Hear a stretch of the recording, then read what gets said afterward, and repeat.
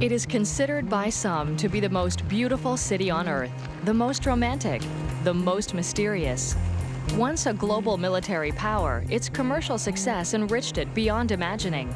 These riches are reflected in the sumptuous palaces that tower up above the idyllic canals. This is Venice, also known as La Serenissima, or the most serene republic. It has also been called City of Bridges, City of Masks, Queen of the Adriatic.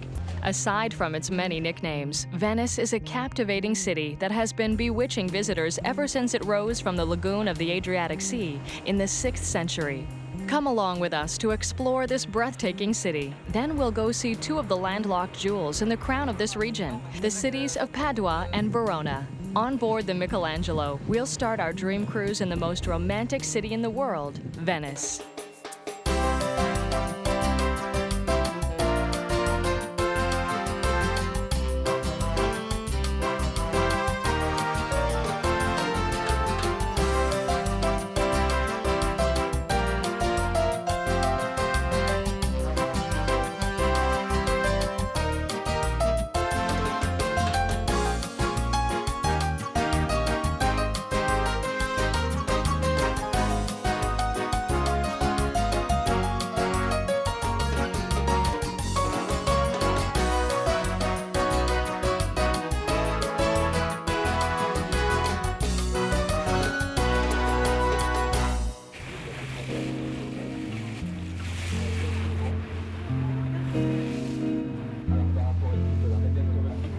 To a certain degree, Venice is fascinating simply because it shouldn't exist. How can a city be built right in the middle of an inhospitable lagoon, halfway between land and sea? And yet, Venice is one of the most visited destinations on Earth today, and it's all because of the barbarian invasions that swept Italy in the 6th century.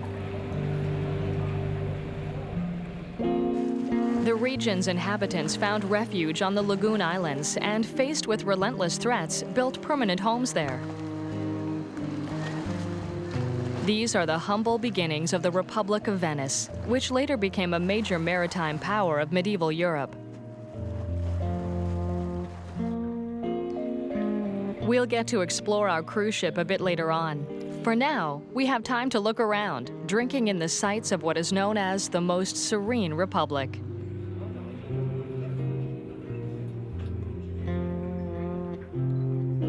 Venice has been defying the laws of nature for over 15 centuries, and no city does it better or more beautifully.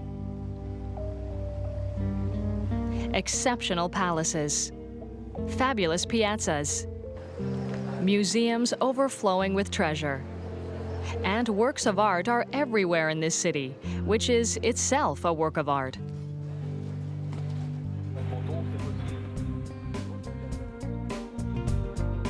Venice is a city that inspires creativity in the soul. Painters, writers, architects, photographers, filmmakers, no one escapes its unmistakable charm. The city's homegrown artistic giants include the painter Tintoretto, as well as composers Antonio Vivaldi and Tommaso Albinoni. While Venice has a great number of native-born sons who have reached the pinnacle of artistic creation, artists from all over the world have been by the City of Bridges. For writers from William Shakespeare to Patricia Highsmith to Ernest Hemingway, it has been both setting and character in dozens of important works throughout the history of literature. In addition, many great filmmakers have focused their lenses on these canals and palaces. Fritz Lang, Luchino Visconti, David Lean, Steven Spielberg, and Woody Allen are just a few names on a long list that gets longer every year. Venice even appears as the setting of several video games, including Tomb Raider and Assassin's Creed. We're in an immensely rich city with a long tradition of patronage and support for the arts. It is therefore unsurprising to learn that Venice is home to several major art shows, including the Venice Biennale, one of the most prestigious contemporary art exhibitions in the world. And for movie stars, the city hosts the oldest film festival in the world. The Venice Film Festival has been rolling out the red carpet since 1932. The afternoon is coming to a close, and it's time to embark on our floating hotel, the Michelangelo.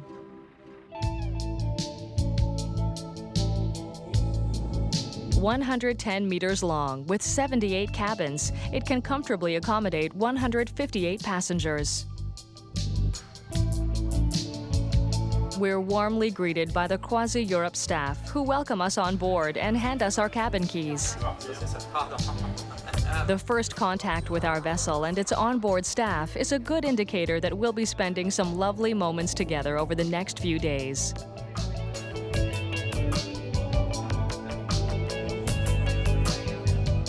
Now, let's have a look at our cabins. Bright and comfortable. Each one is air-conditioned and equipped with a high-definition television. We also have access to a small safe where we can keep our valuables.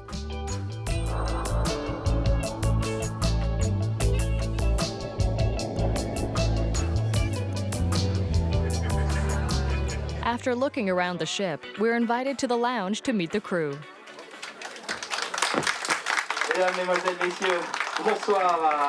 The captain welcomes us and tells us about some of the activities ahead.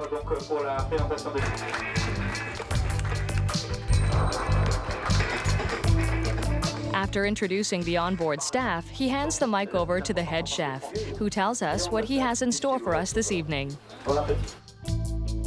Pesto vegetable minestrone, prosciutto and melon on a bed of arugula and glaze of balsamic. Veal ossobuco with polenta and sautéed vegetables. And for dessert, a chocolate hazelnut cream roll with crème anglaise and gelato. And what better way to get to know some of the other passengers on the cruise than to share a delectable meal? We tell stories about our past traveling experiences and about our big plans for voyages to come. Good food, great wine, friendly and attentive service. This cruise is already off to an excellent start. We'll continue our exploration of the most romantic city in the world.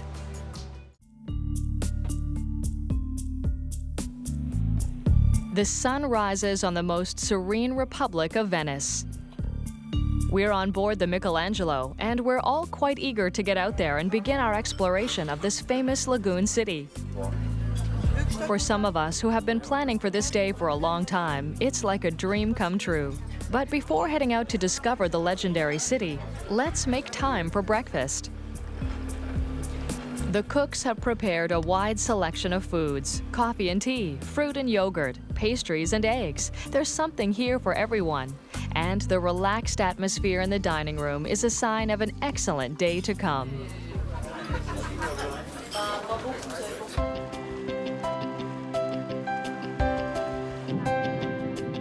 Docked at the Quay of the Seven Martyrs, we're right next to all the main sights of Venice.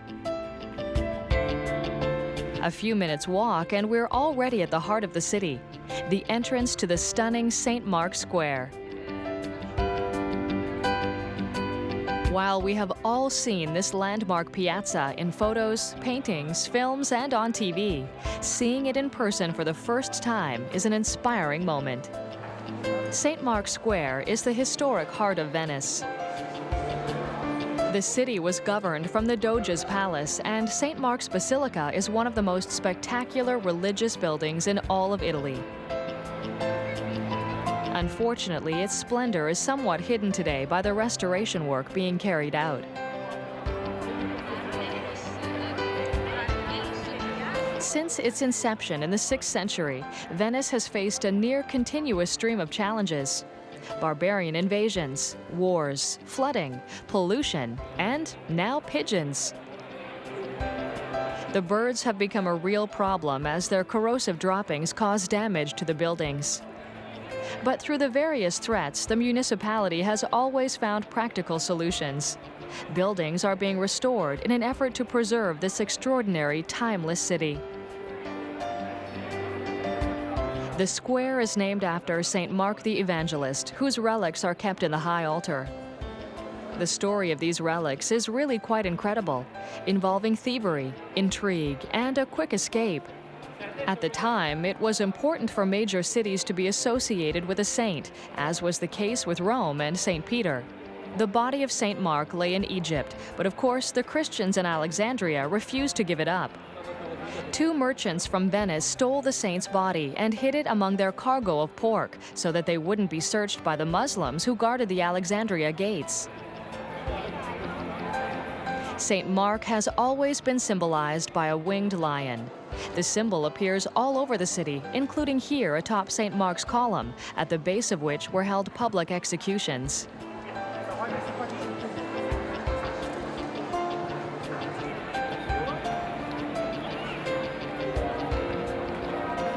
It is also visible on the clock tower on the north side of the square.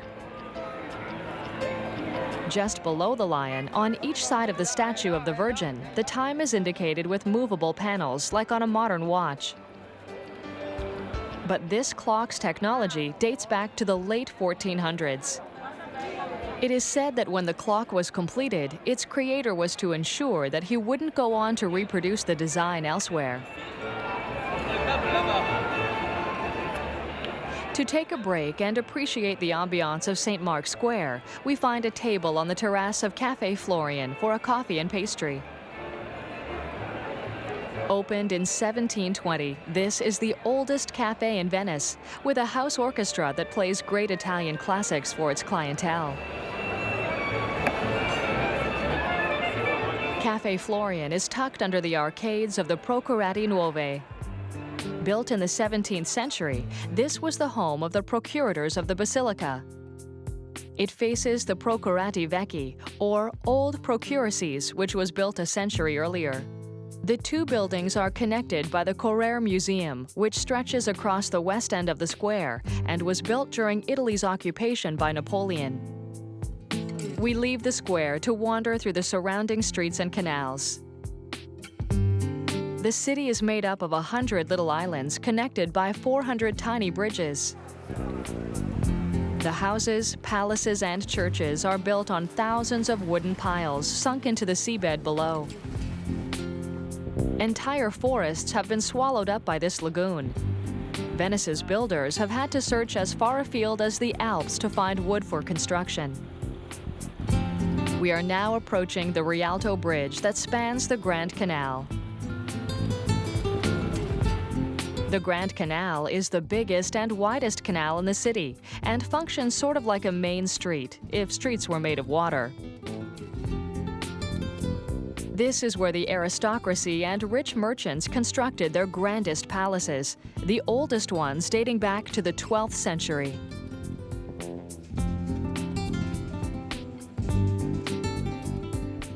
From the Rialto Bridge, we have a unique view of the bustling activity on the canal.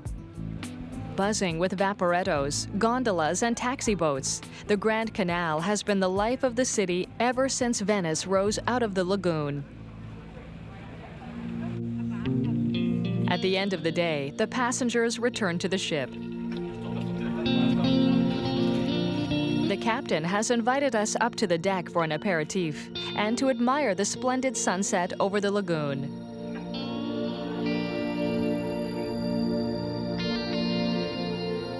Everyone appreciates this peaceful moment after an intense day exploring the streets and canals of Venice. Tomorrow, we'll have a look around the other islands in the lagoon, setting our sights on the fabulous glass-making workshops of Murano.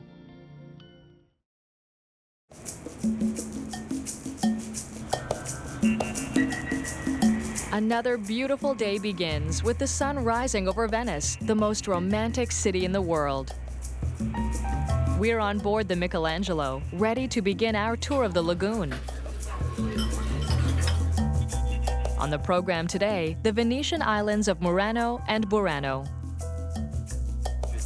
Before boarding the shuttle that will carry us there, we leave our cabin keys at reception. We're invited to take an audio receiver, so we don't miss any of the guide's explanations.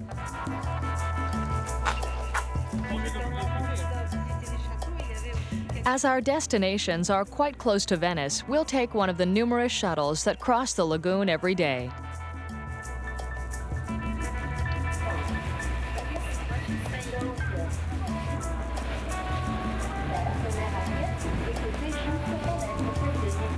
First stop, Murano, which has been compared to a miniature version of Venice. The island is first and foremost known for its glass-blowing workshops. The glassblowers originally worked in Venice itself, but were moved to Murano in 1291 to reduce the chances of fires breaking out in the city of bridges. Murano glass became immensely popular in Europe in the 16th century. During this period, the master glassblowers on the island stopped making run-of-the-mill utilitarian objects and started producing works of art.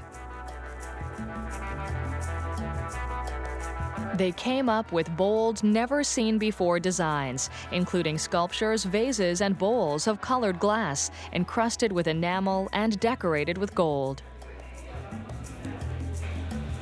These artisans turned artists still guard their trade secrets jealously, but they don't hesitate to show us how they work.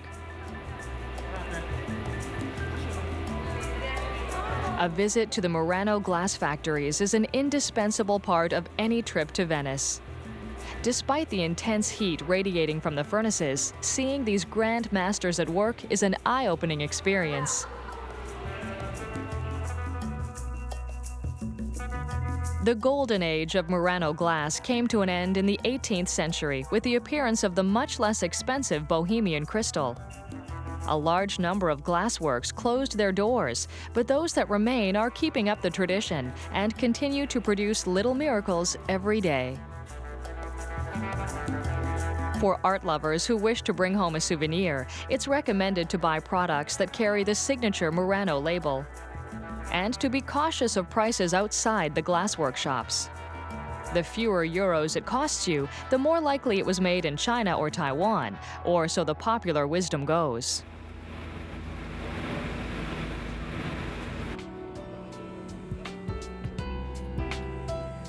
We're leaving Murano to head for the island of Burano. In the middle of the lagoon, we realize that we are in an extraordinary setting. We are so accustomed to living on dry land, the isolated houses on minuscule lagoon islands pique our curiosity. What sort of lives did the inhabitants lead? What were their fears and worries? What finally made them leave?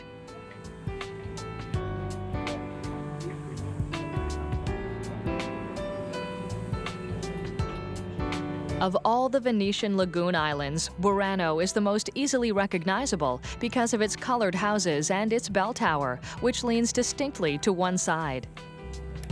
The local economy was for centuries based on fishing, and the island's houses are painted in bright colors so that the fishermen would be able to identify their home from afar.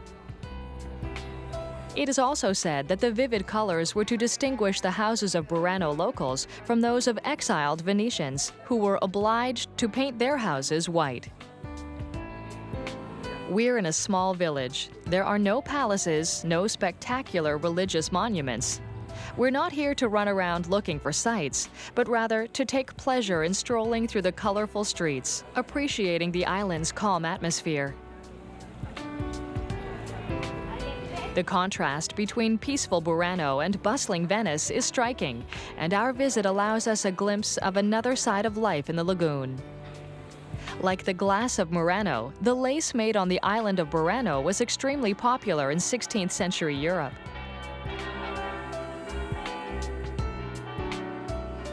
Unfortunately, the workshops are closed today, and there are only a few lace makers who still carry on the tradition. Those interested in the history of the lace-making trade can visit the Museo del Merletto in Piazza Baldassare Galuppi. The square is named for Burano's most celebrated son, composer Baldassare Galuppi, who was widely known as Il Buranello. During his lifetime in the 18th century, he wrote over 100 pieces of music, some of which were adapted for the theater by Carlo Goldoni, another Venetian celebrity.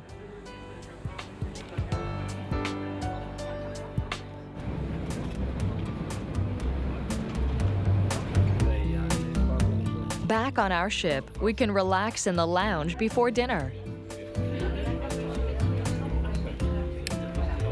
Or meet up in the bar for a drink to share our impressions of the day and have a look at our guidebooks in anticipation of destinations to come. The kitchen staff has outdone themselves again, and we sit down to yet another excellent meal. The passengers are starting to get to know each other better and making friends, settling into a relaxing and enjoyable evening. We'll continue our exploration of the Venetian lagoon.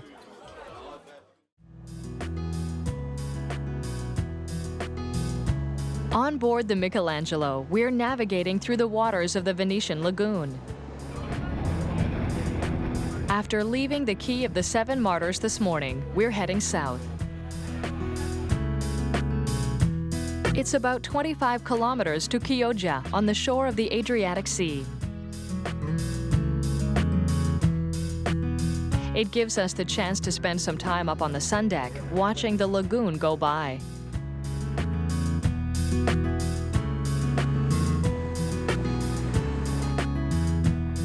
Chioggia is situated partially on a lagoon island and partially on a peninsula reaching far into the Adriatic. Because of its proximity to dry land, the city was one of the first areas of the lagoon to be inhabited during the 6th century. It was an independent city for a very long time, with its own bishop and governing bodies. Then, in the 14th century, it was conquered by Venice and has been under the larger city's jurisdiction ever since. Like Murano, Chioggia looks a lot like a mini Venice, organized around its own Grand Canal, called the Canale Vena. Much less affluent than the most serene republic, Chioggia is a small city that has long pulled its living from the sea. The fishing industry still plays an important role in the city's economy, even today. Its restaurants have an excellent reputation, drawing people from all over the region to eat the city's succulent seafood. The Vigo Bridge dates back to 1685 and is the first stone bridge ever to span the Canale Vena. Before then, all bridges were made of wood. The lions on the balustrade symbolize the strong relationship between Chioggia and Venice. Although it's a small city of only 50,000, it has a magnificent cathedral and numerous churches. St. Andrea is on the Corso del Popolo, the city's main thoroughfare. San Giacomo is picturesque with its belfry towering over Canale Vena. And this is San Domenico Church. Constructed on a tiny island, it is full of paintings by Venetian artists.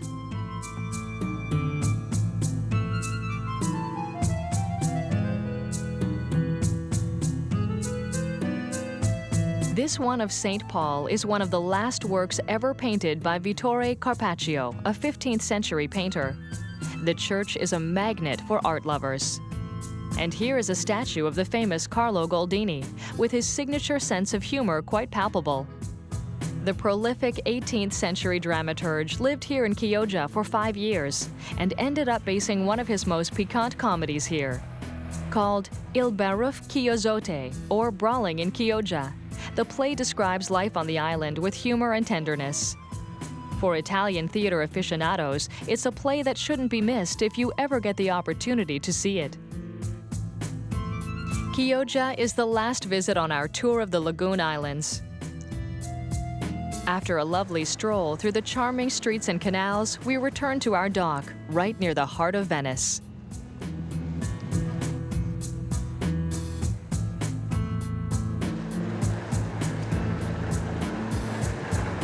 The City of Bridges has always been a popular destination, attracting sightseers from all over the globe. Each year, it receives more than 20 million visitors, which means that the tourism industry generates astronomical sums of money for the city. One of the unfortunate results of this fame is that the city has become more and more expensive to visit. River cruises are therefore a great opportunity to see Venice without having to pay Venice prices for accommodation.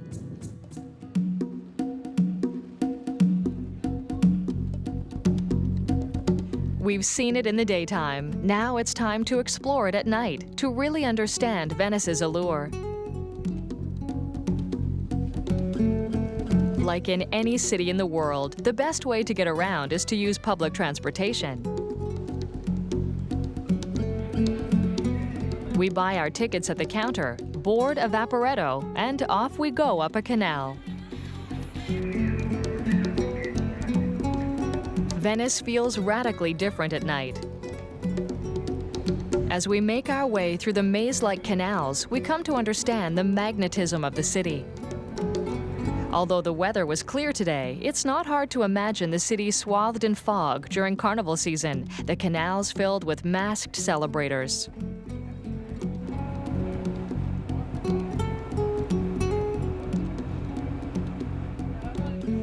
The night is warm, and Venice is magical. We eat out on a restaurant terrace. The menu is full of Italian specialties, and the mood is festive among our co-passengers. This evening in the City of Bridges will stay in our memories, but our tour is not over yet. The Veneto region extends far onto dry land, and tomorrow will see us navigating up the Po Delta toward Padua and Verona. For the moment, our evening in this fabulous city is far from over.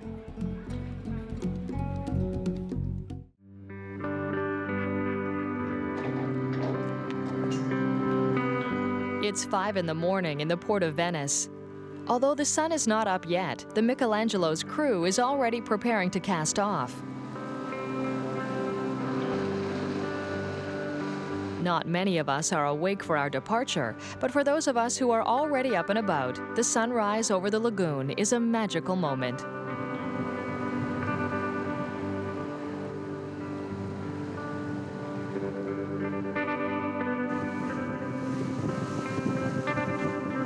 The mood on board is unhurried at the beginning of this new day. After a good breakfast, we head up to the sun deck to relax in the open air as we head for our next destination. We have a full day ahead of us. Today, we navigate up the Po River to Policella. We'll then hit the highway for an excursion that will bring us first to Verona, then to Padua.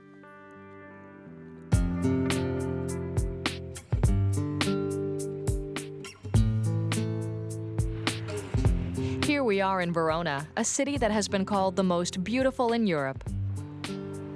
Built around the winding Adige River, Verona's skyline is dominated by the sanctuary of the Madonna of Lourdes on San Leonardo Hill.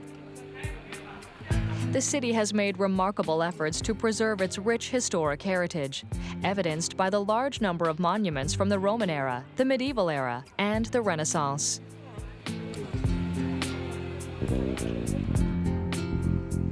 Verona's arena is the most spectacular monument in the city.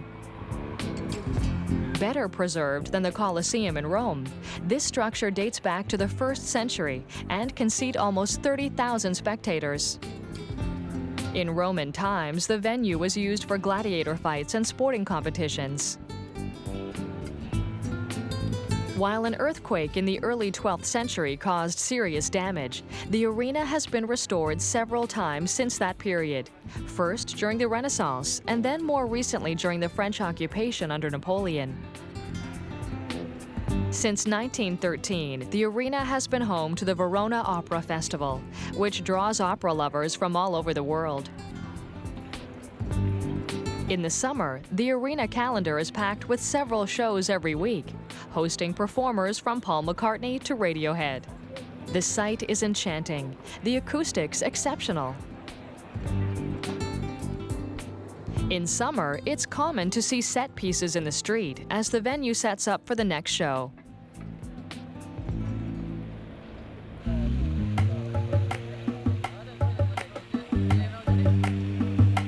The arena is right across from Piazza Bra, the city's main square, a lush green space facing the neoclassical Palazzo Barbieri that houses Verona's City Hall.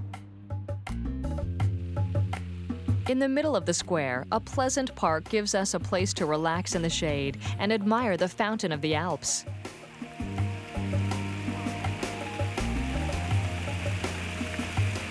Piazza Bra is surrounded by restaurants and shops and is infused with the warm and friendly ambiance so characteristic of Italian cities. For art lovers, it's impossible to leave Verona without visiting Castelvecchio Museum. Housed in a medieval castle, the museum houses a magnificent art collection, with works from the period spanning from the Middle Ages to the 18th century. Paintings, sculptures, ceramics, ancient artifacts. This is a real journey through the artistic history of Verona. The museum also hosts contemporary art exhibits, like this bronze sculpture by Polish artist Igor Miturai. Over half of this city was destroyed during the Second World War. It's surprising to see that while many of these buildings are reconstructions, Verona has retained its original appearance. There are no modern buildings to dilute the feeling of a trip back in time. Verona's rich past is revealed with every step through the historical city center. This is the Piazza delle Erbe, known for its amusing human statues. In Roman times, this was the location of the Forum, the center of the city's political, economic, and social life. The atmosphere has not changed much since the Middle Ages. It's still a pretty little square surrounded by ancient buildings. And it's still hard to resist shopping at the stalls or stopping for refreshments. The small columned structure in the middle of the square was the shelter for the market guard. Next to it are the stalls selling fruits and vegetables, and of course, souvenirs. For travelers who want to bring home a little something for friends and family, this is the perfect place to find it. Bags, belts, and various leather products. Classical Venetian masks, jewelry, scarves. You're sure to find something that will make your loved one smile. Verona draws people for its extraordinary cultural heritage, but it is also a magnet for lovers of Shakespeare. The story of Romeo and Juliet has left its mark on generations of romantics, thousands of whom pilgrimage to the house of Juliet. In a small street just a few steps away from the Piazza delle Erbe, a 12th century house has been transformed into a museum dedicated to the characters of the tragic play. Visitors come to have their picture taken on the balcony where Romeo came to woo his beloved. In the courtyard below, a bronze statue of Juliet attracts lovers.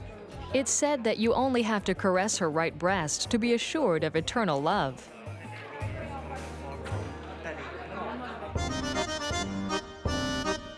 In brief, Verona is a magnificent city with a rich past that is clearly displayed in its buildings and monuments. The Italians are a passionate people. Walking through the city, you can see why it was chosen as the setting of the most beautiful love story ever written. Before getting back on the road, we find a little restaurant where we sample some of the local specialties. Fresh vegetables, cured meats, and delectable lasagna, washed down with a good bottle of Valpolicella. We'll continue our excursion, heading for Padua after lunch.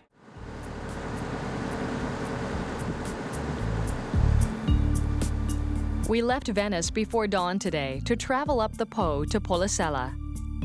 Disembarking from our ship, we then got on a bus to spend the morning in Verona. Continuing our excursion through the Veneto region, we'll soon be arriving in Padua. Padua is often associated with St. Anthony. The 13th century Franciscan priest is revered throughout the world. The patron saint of sailors and the shipwrecked, St. Anthony is invoked for help in finding lost items, to restore failing health, and to make miracles come true.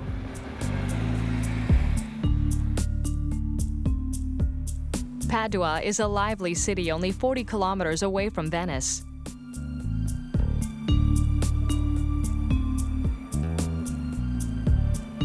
For a long time, Venetians who were fed up with the bustling chaos of the city of bridges came here to build their palaces in a more peaceful climate.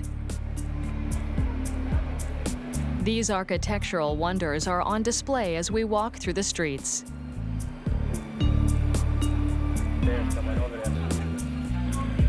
Padua is a young and dynamic city where students make up almost a third of the population. The local university was established in 1222, making it one of the oldest universities on the planet. With all of its historical and cultural attractions, Padua is an excellent place to observe how historical Italy intersects with the country's contemporary culture. It has a remarkable religious heritage and is full of architecture from the medieval period and the Renaissance. One of the more impressive buildings is the Café Pedrocchi. A mix of neoclassical and Gothic styles, it's been one of the city's most popular cafes since it opened in 1831.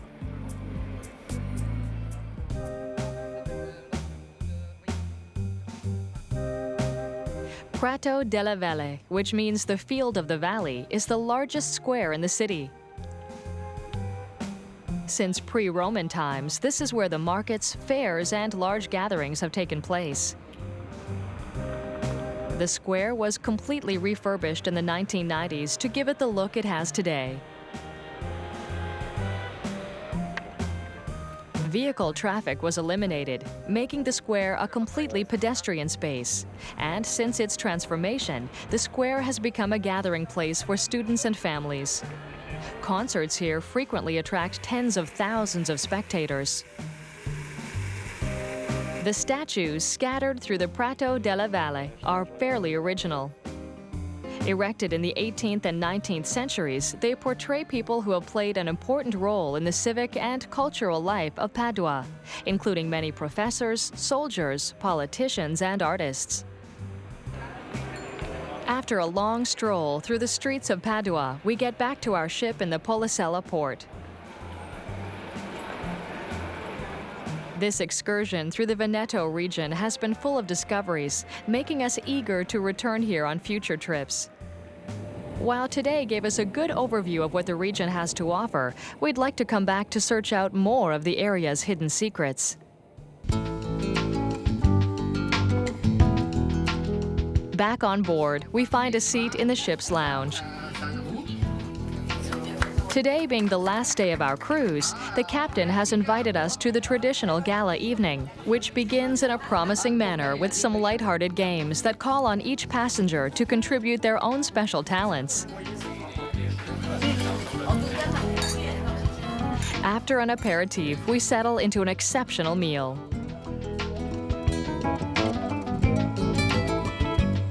On the menu, foie gras with spiced caramel, and veal rib roast in a wild mushroom sauce with olives and seasonal vegetables. For dessert, a mouth-watering baked Alaska with Grand Marnier. Dessert is a nice surprise for passengers lucky enough to be spending their birthday on board.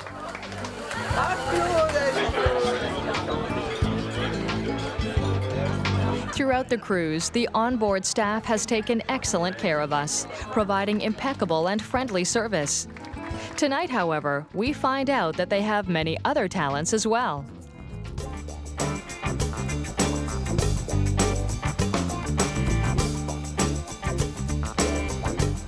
Everyone appreciates the show that they have prepared, filled with funny and charming moments.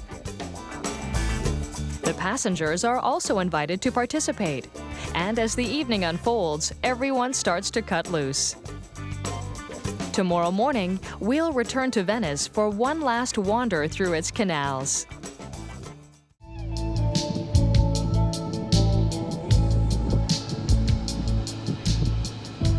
After a lovely excursion in the Veneto region, we're back in Venice, docked once more at the Quay of the Seven Martyrs.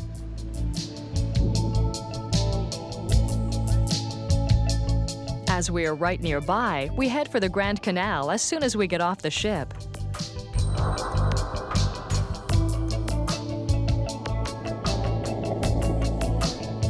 The sun is shining once more, a perfect day to watch the Regatta Storica, one of the numerous historical recreations that take place in the city of bridges. It's a tradition that dates back to the 13th century and has always been extremely popular among Venetians and tourists alike. During the era of the Republic of Venice, the Regata Storica was organized to celebrate military victories and to honor visiting dignitaries. There are two parts to the event. First comes the procession, followed by the races. The historical procession involves scores of 16th century-style boats filled with rowers and gondoliers in period costume. Opening the parade is the Bucentoro, the traditional galley of the Doge who governs the city. The Bucentoro is covered with gold, putting all the wealth of the most serene republic on display. It's followed by numerous vessels carrying the most important figures in the city's history. It's a breathtakingly beautiful spectacle. When it's over, the races begin. The preliminary heats of this rowing competition have been held over the course of the summer, and the finals take place today after the parade. During our superb cruise, we've had the chance to see the very best that the City of Bridges has to offer. However, there's one last thing that we have to do for our experience to be truly complete: a gondola ride.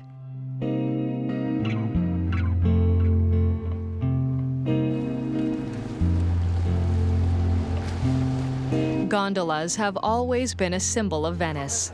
Lovers from all over the world dream of a romantic gondola ride through the canals of this mysterious city. Close to St. Mark's Square, behind the old procuracies, the Orsiolo gondola docks are an ideal place to find one. Of course, boats are indispensable in this city built on water. All kinds of different vessels are used here, but gondolas, with their graceful gondoliers, are the true stars of the city. A gondola is a small marvel of marine engineering. It takes 3 months to build one, using 8 different types of wood. The size of a gondola is prescribed by ancient regulation.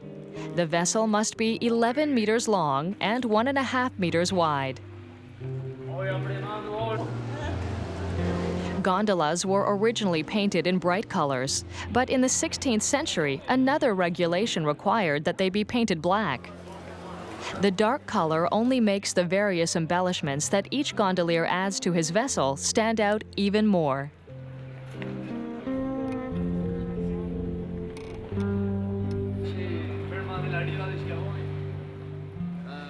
Only Venetian locals can be gondoliers. It's an extremely closed circle of only around 400 individuals, and membership to the guild is generally passed down from father to son. Men have been piloting the city's gondolas ever since Venice rose from the waters of the lagoon. Only recently, in 2009, was the first woman admitted to the profession, a small sign of progress in this strict traditionalist city. This gondola ride is a splendid conclusion to our adventure in Venice and the Veneto region.